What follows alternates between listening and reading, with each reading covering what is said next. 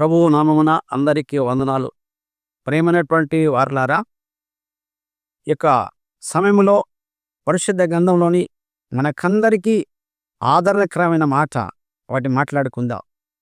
దేవాదేవుడు చెప్పినటువంటి మాట ఏంటంటే, మత్తయి రాసిన సువార్త 11వ అధ్యాయము 28వ వచనంలో ఈ విధంగా చెప్పబడి ఉంటుంది. ప్రయాసపడి భారం మోస్తున్న సమస్త జనులారా నా యొద్దకు రండి, నేను మీకు విశ్రాంతి కలగజేతును అని దేవుడు చెప్తా ఉంటున్నాడు.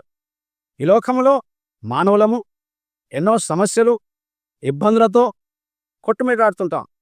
అయితే దేవుడు అంటున్నాడు, అయ్యా నా దగ్గరికి రండి అంటున్నాడు. ఒకసాట నా యొద్దకు వచ్చేటువంటి వారిని నేనెంత మాత్రమునో త్రోసివేయను అని వాగ్దానం చేసిన దేవుడు. కాబట్టి మనం ఏ సమస్య ఉన్నా ఆయన దగ్గర ప్రార్థించాలి, ఆయన దగ్గర విశ్వాసంతో వేడుకొనాలి, మోకరించి ప్రార్థన చేయాలి.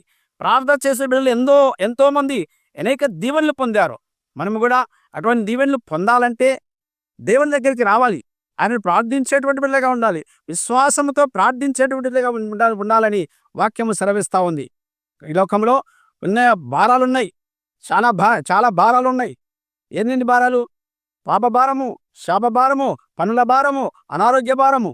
ప్రతి ఒక్క భారమును తీర్చుటకు మనకు శక్తివంతమైన దేవుడు మన చెంతన ఉన్నాడు. కాబట్టి ఆయన దగ్గరికి రావాలి, ఆయనను వేడుకొనాలి. ఎంతోమంది పరిశుద్ధ గ్రంథము చూసినప్పుడు ప్రార్థన ద్వారా విజయం పొందినటువంటి బిడ్డలు ఉన్నారు. కాబట్టి ఈ కాలంలో మనము కూడా ప్రతి ఒక్క సమస్యను ఆయన పాదము చెంత ఉంచి ప్రార్థన చేస్తే తీర్చగలిగినటువంటి దేవుడు, సమర్థించగలిగిన దేవుడు, సమర్థవంతమైన దేవుడు మన దగ్గర ఉన్నాడు. కాబట్టి మనం భయపడాల్సిన పని లేదు.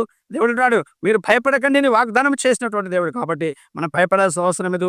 మన రక్షకుడు మన చెంత ఉన్నాడు. కాబట్టి ప్రతి సమస్యను తీసుకుని ఆయన దగ్గరకు వచ్చి వేడుకుందాం. విశ్వాసంతో వేడుకుంటే ఎవరిని త్రోసివేసే దేవుడు కాదు, ఎవరిని తిరస్కరించే దేవుడు కాదు. కాబట్టి మనము ఆయన దగ్గరికి వెళ్ళి విశ్వాసంతో ప్రార్థన చేసినప్పుడు ప్రతి సమస్య తీర్చుకోవడానికి శక్తివంతుడు. అటువంటి కృప దేవుడు దయచేసి ప్రార్థన చేసుకుందాం. దేవుడి మాట మనందరి వీటిలో దీవించబడను గాక.